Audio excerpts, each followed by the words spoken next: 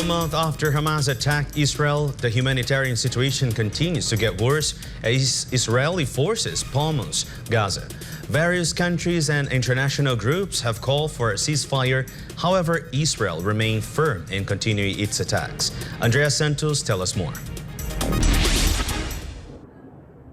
1 month into the Israel-Hamas conflict, thousands are dead as the international community continues to call for a ceasefire to end the bloodshed. The conflict began with Hamas Operation Al-Aqsa Flood Gone on October 7th, resulting in 1,400 Israeli casualties and over 10,000 casualties in Gaza. In response to the surprise attack of Hamas, the Israeli cabinet declared a state of war on the very next day. Since then, the situation continues to worsen, with healthcare workers in Gaza facing danger and shortages, including anesthesia.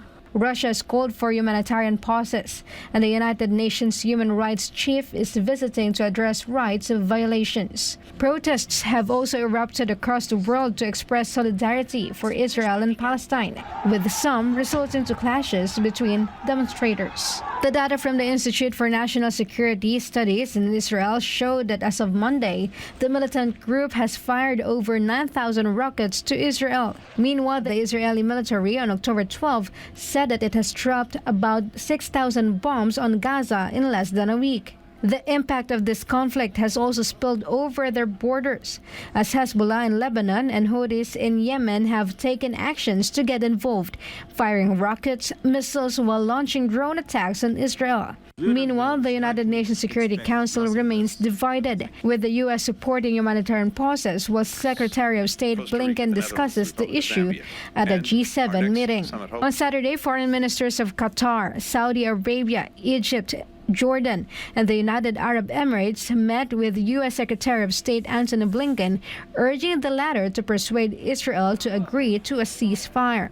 As a strong ally to Israel, the United States has repeatedly shown its support to Israel since the beginning of the conflict, deploying forces to the region while providing a large amount of military supplies to Israel. In addition, the United States also rejected United Nations Security Council's draft resolutions on the Palestinian-Israeli situation. Concurrently, Israeli Prime Minister Netanyahu intends to maintain security responsibility in Gaza and has insisted that there will be no ceasefire unless all individuals under Hamas hostage are freed.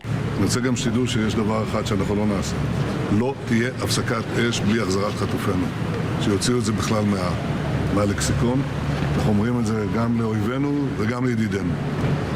ואנחנו פשוט נמשיך עד שננצח אותם.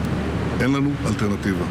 אני חושב שהיום כולם מבינים את זה, העם כולו מאוחד, וגם סומכים עליכם, ומעריכים את מה שאתם עושים, מאמינים בכם.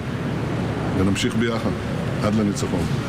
Nevertheless, the international community is calling for a ceasefire and humanitarian aid, with the UAE planning a field hospital in Gaza and the United Nations appealing for $1.2 billion in aid.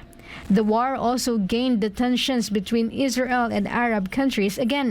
In the Middle East, Saudi Arabia has put its normalization process with Israel on hold. Jordan and Turkey have recalled their ambassadors in protest of Israel's attacks in Gaza. Latin American countries also expressed their dissatisfaction with Israel over the conflict through political approaches, with Bolivia severing diplomatic relationship with Israel, and Colombia, Chile, and Honduras recalling their ambassadors in the Jewish state. The United Nations General Assembly adopted a non-binding resolution urging an immediate humanitarian truce in Gaza. The measure was passed by a vote of 120 and 14, with 45 abstentions. Reporting, this is Andrea Santos, SMNI News.